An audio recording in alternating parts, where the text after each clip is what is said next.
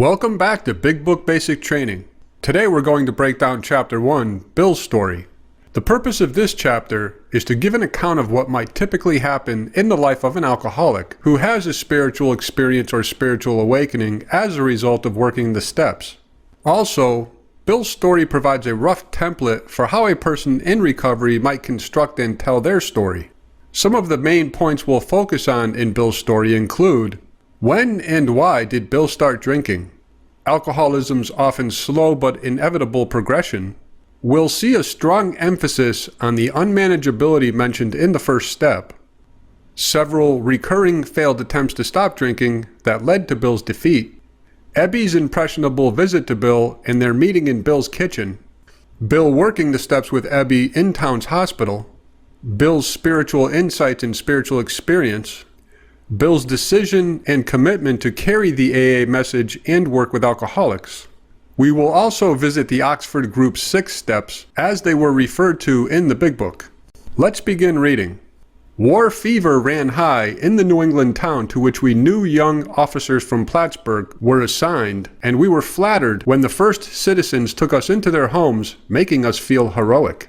Here was love, applause, war, moments sublime with intervals hilarious. I was part of life at last, and in the midst of the excitement I discovered liquor. I forgot the strong warnings and prejudices of my people concerning drink. In time, we sailed for over there. I was very lonely and again turned to alcohol. Bill started drinking in the military during World War I. What started out as partying or excitement eventually turned into his drinking to alleviate loneliness when he was employed overseas. Instead of turning to God for companionship, Bill drank to fill his void. We landed in England. I visited Winchester Cathedral. Much moved, I wandered outside. My attention was caught by a doggerel on an old tombstone. Here lies a Hampshire grenadier who caught his death drinking cold small beer. A good soldier is ne'er forgot, whether he dieth by musket or by pot. Ominous warning which I failed to heed. In 1918, Bill's regiment was stationed near Winchester, England, and one afternoon Bill visited the cathedral. While walking through the cathedral's cemetery, Bill saw the tombstone of Thomas Thatcher, who Bill thought might be the ancestor of his friend Ebby Thatcher. While looking at the tombstone, Bill had an ecstatic experience of the overwhelming presence of God, which filled him and reassured him as never before. Later in Bill's story, we will be looking at Bill's relationship and crucial meetings with Ebby Thatcher in the fall of 1934. 22 and a veteran of foreign wars, I went home at last. I fancied myself a leader, for had not the men of my battery given me a special token of appreciation? My talent for leadership, I imagined, would place me at the head of vast enterprises which I would manage with the utmost assurance. Bill fancied himself a leader. Bill liked being in control, as he had a great deal of confidence in his abilities. I took a night law course and obtained employment as an investigator for a surety company. The drive for success was on. I'd proved to the world I was important. Bill saw his value as a human being measured in terms of financial success, and it was important to Bill that people listened to what he had to say. Bill had an almost pathological need to make money and to be esteemed as a great man. My work took me about Wall Street, and little by little I became interested in the market. Many people lost money, but some became very rich. Why not I? I studied economics and business as well as law. Potential alcoholic that I was, I nearly failed my law course. At one of my finals, I was too drunk to think or write. Though my drinking was not yet continuous, it disturbed my wife. Here we see the beginning of Bill's progression into alcoholism. Though my drinking was not yet continuous, it disturbed my wife. We had long talks when I would still her forebodings by telling her that men of genius conceived their best projects when drunk, that the most majestic construction of philosophic thought were so derived. By the time I had completed the course, I knew the law was not for me. The inviting maelstrom of Wall Street had me in its grip. Business and financial leaders were my heroes. Out of this alloy of drink and speculation, I commenced to forge the weapon that would one day turn in its flight like a boomerang and all but cut me to ribbons. An alloy is made of a combination of 2 or more metals. In this case of Bill's analogy, the alloy that forged the weapon that all but cut Bill to ribbons was formed using two elements: drink and speculation. Bill's talent for speculation, in other words, Bill's talent for picking promising stocks in the stock market, earned him a great deal of money. Bill would be considered a millionaire by today's standards. Bill would learn all he could about the inner workings of a publicly traded company. Then he would make recommendations to investors based on his exceptional understandings. Bill's natural talent for finance eventually had him living pretty much like a modern-day celebrity. Living modestly, my wife and I saved $1,000. It went into certain securities, then cheap and rather unpopular. I rightly imagined that they would someday have a great rise. I failed to persuade my broker friends to send me out looking over factories and managements, but my wife and I decided to go anyway. I had developed a theory that most people lost money in stocks through ignorance of markets. I discovered many more reasons later on. We gave up our positions and off we roared on a motorcycle, the sidecar stuffed with tent, blankets, a change of clothes, and 3 huge volumes of financial reference service. Our friends thought a lunacy commission should be appointed. Perhaps they were right. I had had some success at speculation, so we had a little money, but we once worked on a farm for a month to avoid drawing on our small capital. That was the last honest manual labor on my part for many a day. We covered the whole eastern United States in a year. At the end of it, my reports to Wall Street procured me a position there and the use of a large expense account. The exercise of an option brought in more money, leaving us with a profit of several $1,000s for that year. For the next few years, fortune threw money and applause my way. I had arrived. My judgment and ideas were followed by many to the tune of paper millions. The great boom of the late 20s was seething and swelling.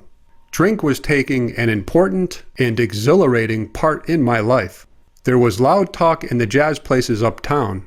Everyone spent in thousands and chattered in millions. Scoffers could scoff and be damned. I had made a host of fair-weathered friends. My drinking assumed more serious proportions, continuing all day and almost every night. The remonstrances of my friends terminated in a row, and I became a lone wolf. As you can see, Bill's alcoholism is progressing. He is now drinking every day and every night, and he and his wife are fighting, and he is losing his friends. There were many unhappy scenes in our sumptuous apartment. There had been no real infidelity, for loyalty to my wife, helped at times by extreme drunkenness, kept me out of those scrapes. In 1929, I contracted Gulf fever. We went at once to the country, my wife to applaud, while I started to overtake Walter Hagen. Walter Hagen was pretty much like Tiger Woods was in the first few years of the new millennium. Liquor caught up with me much faster than I came up behind Walter. I began to be jittery in the morning. Here Bill mentions more on his progression. He is waking up with the jitters or the shakes. Golf permitted drinking every day and every night. It was fun to carom around the exclusive course which had inspired such awe in me as a lad. I acquired the impeccable coat of tan one sees upon the well-to-do. The local banker watched me whirl fat checks in and out of his till with amused skepticism. Abruptly, in October 1929, hell broke loose on the New York Stock Exchange. After one of those days of inferno, I wobbled from a hotel bar to a brokerage office. It was 8 o'clock, 5 hours after the market closed. The ticker still clattered. I was staring at an inch of tape which bore the inscription XYZ32. It had been 52 that morning. I was finished, and so were many friends. The papers reported men jumping to death from the towers of high finance. That disgusted me. I would not jump. I went back to the bar. My friends had dropped several million since 10 o'clock, so what? Tomorrow was another day. As I drank, the old fierce determination to win came back. Next morning, I telephoned a friend in Montreal. He had plenty of money left and thought I had better go to Canada. By the following spring, we were living in our accustomed style. I felt like Napoleon returning from Elba. No St. Helena for me. But drinking caught up with me again, and my generous friend had to let me go. This time, we stayed broke. We went to live with my wife's parents. I found a job, then lost it as a result of a brawl with a taxi driver.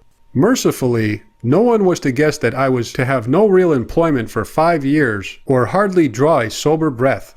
My wife began to work in a department store, coming home exhausted to find me drunk.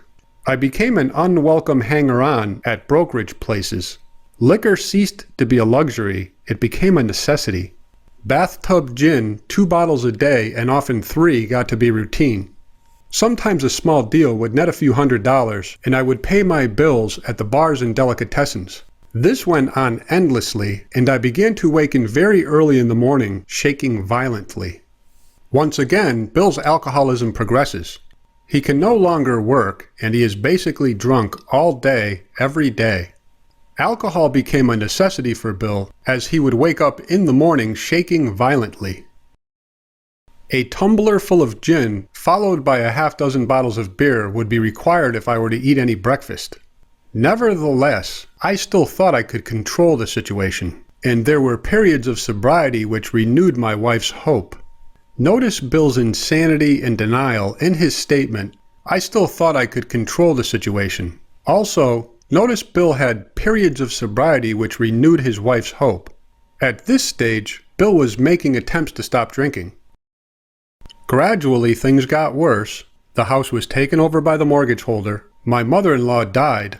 My wife and father-in-law became ill. Then I got a promising business opportunity. Stocks were at the low point of 1932, and I had somehow formed a group to buy. I was to share generously in the profits. Then I went on a prodigious bender, and that chance vanished. I woke up. This had to be stopped. I saw I could not take so much as 1 drink. I was through forever. Before then, I had written lots of sweet promises, but my wife happily observed that this time I meant business, and so I did. Here is Bill's first serious attempt to stop drinking for good. Shortly afterward, I came home drunk. Here, Bill started drinking again, failing at his first serious attempt to stop drinking. There had been no fight. Where had been my high resolve? I simply didn't know. It hadn't even come to mind. Someone had pushed a drink my way, and I had taken it. Was I crazy? I began to wonder, for such an appalling lack of perspective seemed near being just that. Bill is very disturbed by the fact that he did not think at all about his serious pledge to stop drinking before he started drinking again. Renewing my resolve, I tried again. Here is Bill's second serious attempt to stop drinking for good. Some time passed, and confidence began to be replaced by cocksureness. I could laugh at the gin mills. Now I had what it takes. One day I walked into a cafe to telephone. In no time I was beating on the bar, asking myself how it happened. As the whiskey rose to my head, I told myself I would manage better next time, but I might as well get good and drunk then, and I did. Here, Bill started drinking again, failing at his second serious attempt to stop drinking. The remorse, horror, and hopelessness of the next morning are unforgettable. The courage to do battle was not there. My brain raced uncontrollably, and there was a terrible sense of impending calamity. I hardly dared cross the street lest I collapse and be run down by an early morning truck, for it was scarcely daylight. An all-night place supplied me with a dozen glasses of ale. My writhing nerves were stilled at last. A morning paper told me how the market had gone to hell again. Well, so had I.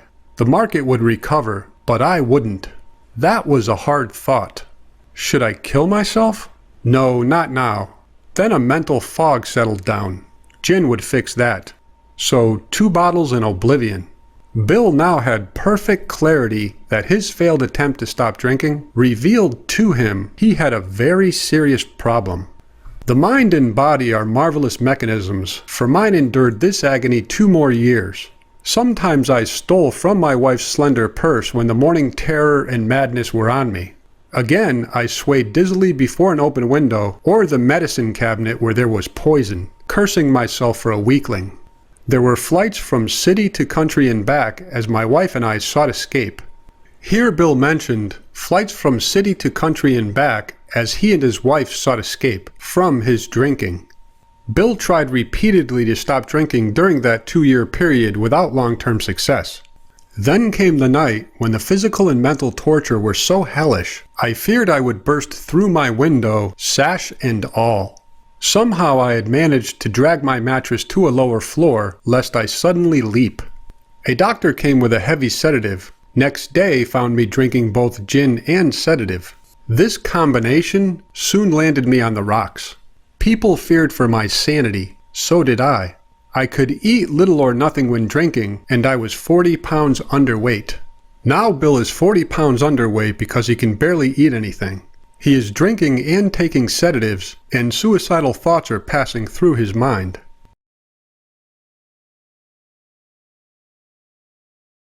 My brother-in-law is a physician, and through his kindness and that of my mother, I was placed in a nationally known hospital for the mental and physical rehabilitation of alcoholics. Under the so-called belladonna treatment, my brain cleared. Hydrotherapy and mild exercise helped much. Best of all, I met a kind doctor who explained that, though certainly selfish and foolish, I had been seriously ill, bodily and mentally. Here, Bill enters Towns Hospital for the first time, where he meets Dr. Silkworth, who explains alcoholism to Bill. Dr. Silkworth breaks down and stresses the seriousness of the alcoholic's physical allergy to alcohol, and worse, the alcoholic's obsession, which we will be breaking down in great detail in Chapter 3.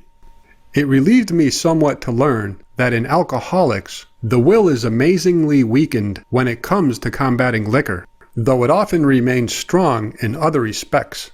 My incredible behavior in the face of a desperate desire to stop was explained. Understanding myself now, I fared forth in high hope. For 3 or 4 months the goose hung high. I went to town regularly and even made a little money. Surely this was the answer: self-knowledge. Bill had no problem believing everything Dr. Silkworth told him about the seriousness of the alcoholic's physical allergy to alcohol and the alcoholic's obsession, because everything the doctor told Bill made perfect sense. Bill was certain the knowledge he gained from the doctor's explanation of his condition would transform his mind. Bill left Towns Hospital convinced he would never drink again. He was overjoyed he had met this doctor who knew exactly what was wrong with him and could explain alcoholism to him. Bill said, "For 3 or 4 months the goose hung high. I went to town regularly and even made a little money. Surely this was the answer: self-knowledge." But it was not, for the frightful day came when I drank once more. So, understanding the problem clearly and completely was not the answer. Bill's knowing what was wrong with him did him absolutely no good whatsoever when the inevitable thoughts of drinking returned to fully consume his mind. The curve of my declining morale and bodily health fell off like a ski jump. Notice how steep a ski jump is. Bill's moral and bodily health took a downward turn like that of a ski jump, a very steep downward descent.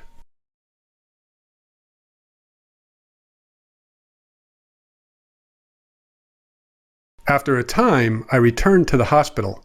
This was the finish, the curtain, it seemed to me. My weary and despairing wife was informed that it would all end with heart failure during delirium tremens, or I would develop a wet brain, perhaps within a year. She would soon have to give me over to the undertaker or the asylum. Bill overheard Dr. Silkworth explaining to his wife Lois that Bill was going to die, most likely within the next year. Dr. Silkworth explained that Bill would most likely die of a heart attack during detox, or his mind would give out. He would develop wet brain, in which case his brain would basically stop thinking normally and would eventually stop telling his body what to do. So Bill would eventually slip into a coma-like catatonic state. They did not need to tell me. I knew and almost welcomed the idea. It was a devastating blow to my pride. I, who had thought so well of myself and my abilities, of my capacity to surmount obstacles, was cornered at last. Now I was to plunge into the dark, joining that endless procession of sots who had gone on before. I thought of my poor wife. There had been much happiness after all. What would I not give to make amends? But that was over now. No words can tell of that loneliness and despair I found in that bitter morass of self-pity. Quicksand stretched around me in all directions. I had met my match. I had been overwhelmed. Alcohol was my master. Trembling, I stepped from the hospital a broken man. Fear sobered me for a bit. Fear kept Bill sober for a short time after leaving town's hospital for the second time. Then came the insidious insanity of that first drink, and on Armistice Day 1934, I was off again. So, once again, Bill includes in his story yet another failed attempt to stop drinking. Keep in mind, Bill includes these failed attempts to stop drinking for a very important reason: to help us recognize that making a decision to stop drinking and then start drinking again is a major problem that demands our attention and focus. Our not being able to stop drinking is a form of insanity. Keep in mind, Bill is not getting too deep into an explanation of what exactly went through his mind each time he started drinking again. Chapter 3 is entirely dedicated to studying exactly what goes through an alcoholic's mind each time they start drinking again. Also, very importantly, in Bill's story, he shows us that when telling our story to an individual or to a group, it is best we talk about and spend some time describing some of our own repeated failed attempts to stop drinking and the insanity that precedes the first drink. More on this in Chapter 3. Everyone became resigned to the certainty that I would have to be shut up somewhere or would stumble along to a miserable end. Bill did not experience his misery and despair in isolation. His wife, family, and whatever friends he had left shared in having to learn in process that Bill had a chronic terminal disease and that he was being given approximately 1 year to live. At that time, there was no known recovery for alcoholism like there is today. How dark it is before the dawn. In reality, that was the beginning of my last debauch. I was soon to be catapulted into what I like to call the fourth dimension of existence. I was to know happiness, peace, and usefulness in a way of life that is incredibly more wonderful as time passes. Not only was Bill about to find a way to stop drinking, he was about to find a new way of life that would permanently transform his mind in ways he could never have imagined. Near the end of that bleak November, I sat drinking in my kitchen. With a certain amount of satisfaction, I reflected there was enough gin concealed about the house to carry me through that night and the next day. My wife was at work. I wondered whether I dared hide a full bottle of gin near the head of our bed. I would need it before daylight. While sitting at his kitchen table, thinking about how much alcohol he had to get through the night, and calculating where he might hide it so he could get to it as fast as possible without waking his wife, he was interrupted by a phone call from a sober Oxford group member. My musing was interrupted by the telephone. The cheery voice of an old school friend asked if he might come over. He was sober. Bill's old school friend on the other end of the phone was Ebby Thatcher, one of Bill's old drinking buddies from Vermont. Ebby was at the time making what we call a 12th step call. Ebby was a member of the Oxford group. He had worked the Oxford group's 6 steps, and he was cold calling Bill as part of his working the Oxford group's 6th step: continued work with other alcoholics.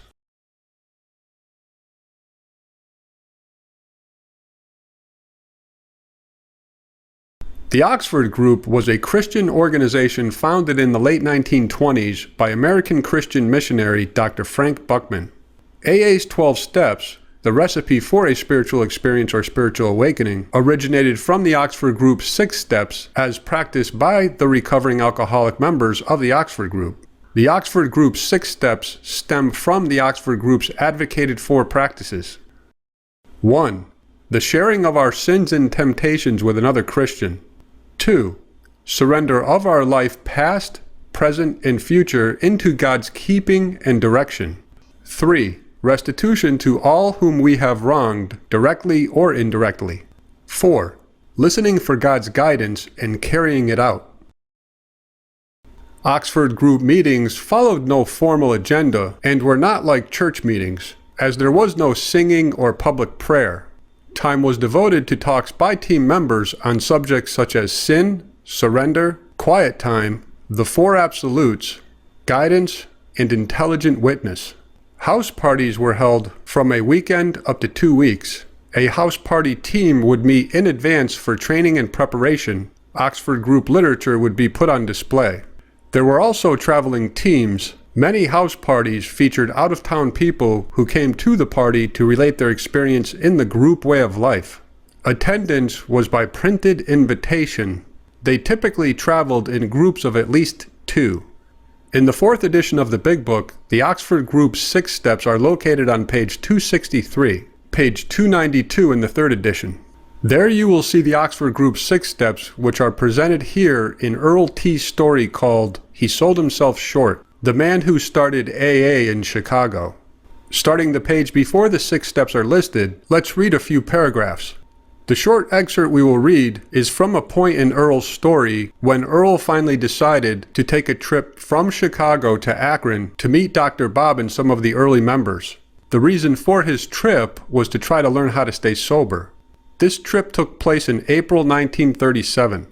I stayed in Akron 2 or 3 weeks on my initial trip, trying to absorb as much of the program and philosophy as possible. I spent a great deal of time with Dr. Bob whenever he had the time to spare, and in the homes of 2 or 3 other people, trying to see how the family lived the program. Every evening, we would meet at the home of one of the members and have coffee and donuts and spend a social evening. The day before I was due to go back to Chicago, it was Dr. Bob's afternoon off. He had me to the office, and we spent 3 or 4 hours formally going through the 6-step program as it was at that time. The 6 steps were: 1. Complete deflation. 2. Dependence and guidance from a higher power. 3. Moral inventory. 4. Confession. 5. Restitution. 6. Continued work with other alcoholics. Dr. Bob led me through all of these steps. At the moral inventory, he brought up several of my bad personality traits or character defects, such as selfishness, conceit, jealousy, carelessness, intolerance, ill temper, sarcasm, and resentments. We went over these at great length, and then he finally asked me if I wanted these defects of character removed. When I said yes, we both knelt at his desk and prayed, each of us asking to have these defects taken away. This picture is still vivid. If I live to be 100, it will always stand out in my mind. It was very impressive, and I wish that every AA could have the benefit of this type of sponsorship today. Dr. Bob always emphasized the religious angle very strongly, and I think it helped. I know it helped me.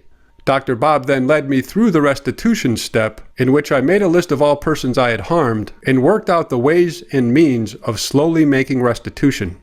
Notice Earl worked the steps with Dr. Bob in his first 2 to 3 weeks of sobriety. He worked the steps in one afternoon. It was Dr. Bob's afternoon off. He had me to the office and we spent 3 or 4 hours formally going through the 6-step program. In those days, the more experienced member would have the new person write and read their inventories, list people they had harmed, and write out IOUs for money owed all in one day. Earl returned to Chicago to start AA in Chicago. He succeeded.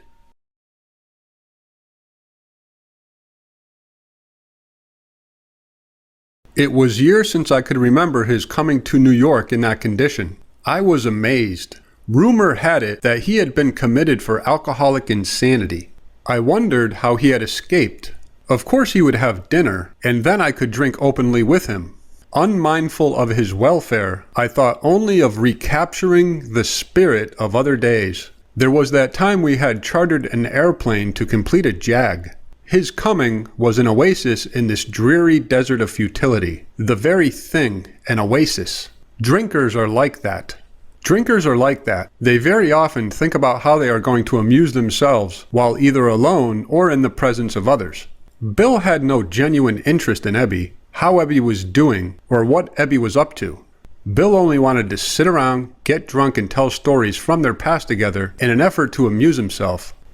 Bill includes these comments in his story so readers can recognize Bill's self-centered, ego-directed thought system. The door opened and he stood there, fresh-skinned and glowing. There was something about his eyes. He was inexplicably different. What had happened?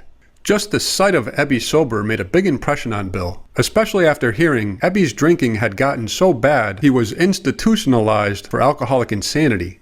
I pushed a drink across the table. He refused it. Disappointed but curious, I wondered what had gotten into the fellow. He wasn't himself. "Come, what's all this about?" I queried. He looked straight at me. Simply but smilingly, he said, "I've got religion." I was aghast. So that was it. Last summer, an alcoholic crackpot. Now, I suspected, a little cracked about religion. He had that starry-eyed look. Yes, the old boy was on fire all right, but bless his heart, let him rant. Besides, my gin would last longer than his preaching. But he did no ranting. In a matter-of-fact way, he told how two men had appeared in court, persuading the judge to suspend his commitment. They had told of a simple religious idea and a practical program of action. That was 2 months ago, and the result was self-evident. It worked. 2 months prior to this historic visit by Ebby in Bill's kitchen, Ebby stood in front of a judge and was on the verge of being committed to the Brattleboro Retreat, the former Vermont asylum for the insane, on account of his chronic drinking and alcoholism. Roland Hazard, a member of the Oxford group from New York City and an old friend of Bill's and Ebby's from their summers spent in Vermont, along with fellow Oxford group members Shep Cornell and Sebra Graves, appeared in the Vermont court to ask that Ebby be released into their care so they could try their Oxford group 6-step program on Ebby in New York City. The Oxford groupers successfully arranged for Ebby's release into their care. This led to Ebby's acceptance of the principles of the Oxford group, Ebby working the Oxford group's 6-step program, and Ebby's sobriety. He had come to pass his experience along to me if I cared to have it. I was shocked, but interested. Certainly I was interested. I had to be, for I was hopeless. Now I will read what was going through Bill's head while he sat at his kitchen table drinking gin, listening to Ebby talk. He talked for hours. Childhood memories rose before me. I could almost hear the sound of the preacher's voice as I sat on still Sundays way over there on the hillside. There was that proffered temperance pledge I never signed. My grandfather's good-natured contempt of some church folks and their doings. His insistence that the spheres really had their music, but his denial of the preacher's right to tell him how he must listen. His fearlessness as he spoke of these things just before he died. These recollections welled up from the past. They made me swallow hard. That wartime day in Old Winchester Cathedral came back again. I had always believed in a power greater than myself. I had often pondered these things. I was not an atheist. Few people really are, for that means blind faith in the strange proposition that this universe originated in a cipher and aimlessly rushes nowhere. My intellectual heroes, the chemists, the astronomers, even the evolutionists, suggested vast laws and forces at work. Despite contrary indications, I had little doubt that a mighty purpose and rhythm underlay all. How could there be so much of precise and immutable law and no intelligence? I simply had to believe in a spirit of the universe who knew neither time nor limitation. But that was as far as I had gone. With ministers in the world's religions, I parted right there. When they talked of a God personal to me, who was love, superhuman strength and direction, I became irritated and my mind snapped shut against such a theory. To Christ, I conceded the certainty of a great man, not too closely followed by those who claimed him. His moral teaching, most excellent. For myself, I had adopted those parts which seemed convenient and not too difficult. The rest I disregarded. The wars which had been fought, the burnings and chicanery that religious dispute had facilitated made me sick. I honestly doubted whether, on balance, the religions of mankind had done any good. Judging from what I had seen in Europe and since, the power of God in human affairs was negligible, the brotherhood of man a grim jest. If there was a devil, he was the boss universal, and he certainly had me. But my friend sat before me, and he made the point-blank declaration that God had done for him what he could not do for himself. His human will had failed. Doctors had pronounced him incurable. Society was about to lock him up. Like myself, he had admitted complete defeat. Then he had, in effect, been raised from the dead, suddenly taken from the scrap heap to a level of life better than the best he had ever known. Keep in mind, at this visit, Ebby was only 2 months sober. What Bill saw in Ebby took Ebby 2 months to accomplish. Had this power originated in him? Obviously it had not. There had been no more power in him than there was in me at that minute, and this was none at all. That floored me. It began to look as though religious people were right after all. Here was something at work in the human heart which had done the impossible. My ideas about miracles were drastically revised right then. Never mind the musty past. Here sat a miracle directly across the kitchen table. He shouted great tidings.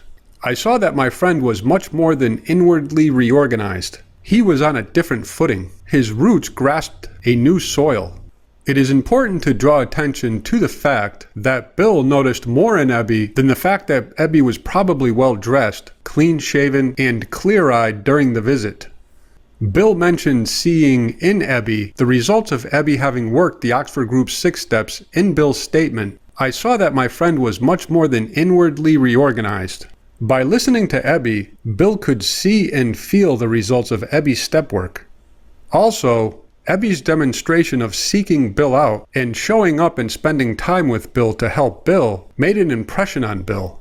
Despite the living example of my friend, there remained in me the vestiges of my old prejudice. The word God still aroused a certain antipathy. When the thought was expressed that there might be a God personal to me, this feeling was intensified. I didn't like the idea. I could go for such conceptions as creative intelligence, universal mind, or spirit of nature, but I resisted the thought of a czar of the heavens, however loving his sway might be. I have since talked with scores of men who felt the same way. My friend suggested what then seemed a novel idea. He said, "Why don't you choose your own conception of God?" That statement hit me hard. It melted the icy intellectual mountain in whose shadow I had lived and shivered many years. I stood in the sunlight at last. It was only a matter of being willing to believe in a power greater than myself. Nothing more was required of me to make my beginning. I saw that growth could start from that point. Upon a foundation of complete willingness, I might build what I saw in my friend. Would I have it? Of course I would. Chapter 4, We Agnostics, is entirely dedicated to those struggling with their willingness to believe in a power greater than themselves. Thus was I convinced that God is concerned with us humans when we want Him enough. At long last, I saw, I felt, I believed. Scales of pride and prejudice fell from my eyes. A new world came into view. The real significance of my experience in the cathedral burst upon me. For a brief moment, I had needed and wanted God. There had been a humble willingness to have Him with me, and He came. But soon, the sense of His presence had been blotted out by worldly clamors, mostly those within myself. And so it had been ever since. How blind I had been.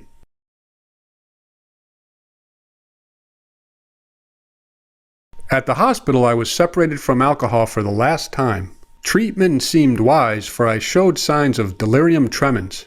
There, I humbly offered myself to God, as I then understood Him, to do with me as He would. I placed myself unreservedly under His care and direction. I admitted for the first time that of myself I was nothing, that without Him I was lost. I ruthlessly faced my sins and became willing to have my newfound friend take them away, root and branch. I have not had a drink since. Here, Bill describes his working the steps in the hospital with Ebby, who visited him.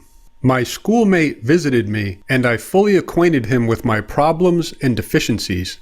We made a list of people I had hurt or toward whom I felt resentment. I expressed my entire willingness to approach these individuals, admitting my wrong. Never was I to be critical of them. I was to right all such matters to the utmost of my ability. I was to test my thinking by the new God consciousness within. Common sense would thus become uncommon sense. I was to sit quietly when in doubt, asking only for direction and strength to meet my problems as He would have me. Never was I to pray for myself, except as my requests bore on my usefulness to others. Then only might I expect to receive, but that would be in great measure. My friend promised when these things were done, I would enter upon a new relationship with my Creator, that I would have the elements of a way of living which answered all my problems. The dictionary definition for the word element is a part or aspect of something, especially one that is essential or characteristic. In other words, once I finish working the steps, I know how to show others how to work the steps. Knowing how the program works and knowing how to help others in AA provides me with the essential elements of a way of living which answers all my problems, or more specifically, relieves me from my obsession with my problems. This 12-step program is a proactive program. If I keep busy working with others and keep my commitments, enough of God's grace will flow to me, through me, and to others to relieve me of my obsession with myself. If I do not work with others or keep my commitments, I will have too much time on my hands, too much time to spend sitting around thinking about me and what they did to me and what I did to them, or time to focus on my fear of the future. If I am not relieved of my obsession with myself, my past, my future, I know how to spell relief.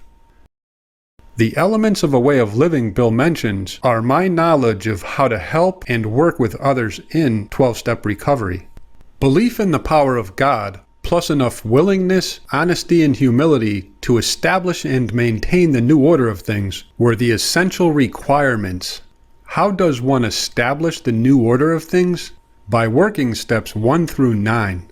How does one maintain the new order of things? By continually working steps 10 through 12. Simple, but not easy, a price had to be paid. It meant the destruction of self-centeredness. I must turn in all things to the Father of Light who presides over us all. Do I need to pay a price for my sobriety? Yes. The destruction of self-centeredness is the price I must pay. These were revolutionary and drastic proposals, but the moment I fully accepted them, the effect was electric. There was a sense of victory followed by such a peace and serenity as I had ever known. There was utter confidence. I felt lifted up as though the great clean wind of a mountaintop blew through and through. God comes to most men gradually, but his impact on me was sudden and profound. So, Bill's spiritual experience was the result of his fully accepting the fact that for him to remain sober, he must turn in all things to the Father of Light who presides over us all. The moment he fully accepted these revolutionary and drastic proposals, he had his spiritual experience. For a moment I was alarmed and called my friend the doctor to ask if I were still sane. He listened in wonder as I talked. Finally he shook his head saying, "Something has happened to you I don't understand, but you had better hang on to it. Anything is better than the way you were." The good doctor now sees many men who have such experiences. He knows that they are real. While I lay in the hospital, the thought came that there were thousands of hopeless alcoholics who might be glad to have what had been so freely given me. Perhaps I could help some of them. They, in turn, might work with others. My friend had emphasized the absolute necessity of demonstrating these principles in all my affairs.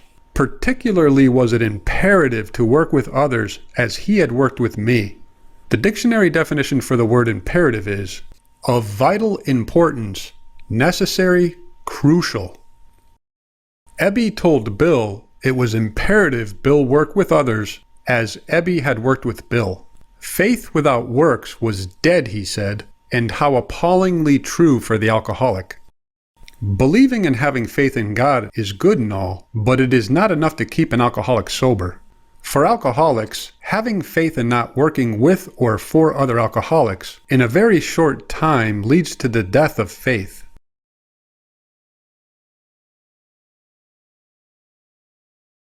For if an alcoholic failed to perfect and enlarge his spiritual life through work and self-sacrifice for others, he could not survive the certain trials and low spots ahead.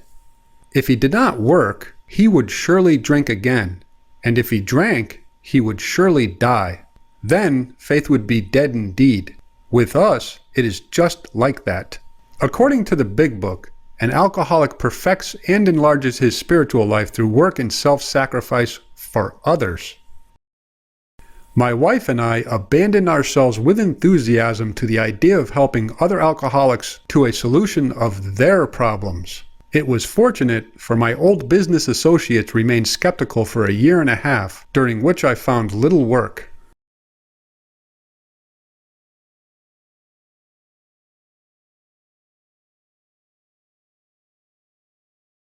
I was not too well at the time, and was plagued with waves of self-pity and resentment. This sometimes nearly drove me back to drink, but I soon found that when all other measures failed, work with another alcoholic would save the day. Many times I have gone to my old hospital in despair. On talking to a man there, I would be amazingly lifted up and set on my feet. It is a design for living that works in rough going. So when Bill was overcome with self-pity and despair, he would go to Town's hospital and ask Dr. Silkworth if there was an alcoholic he could work with.